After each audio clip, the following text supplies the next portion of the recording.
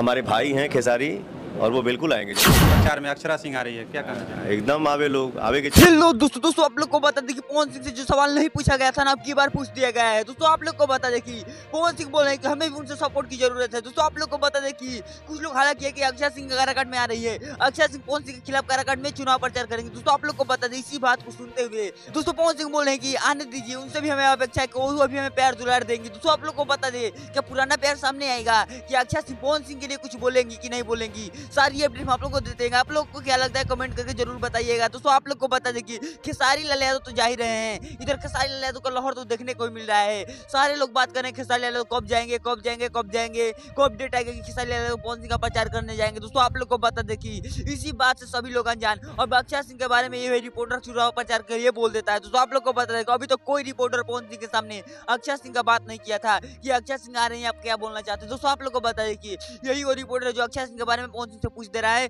और देखिए पवन सिंह इस पर क्या बोल रहे हैं आप लोग तो सुन ही चुके होंगे। सारी अपडेट हम आप लोग को देते रहेंगे। हमारे चैनल पर नए चैनल को सब्सक्राइब कर लीजिएगा। मिलते हैं दोस्तों किसी नए वीडियो में किसी नए टॉपिक के साथ, तब तक के लिए बाय।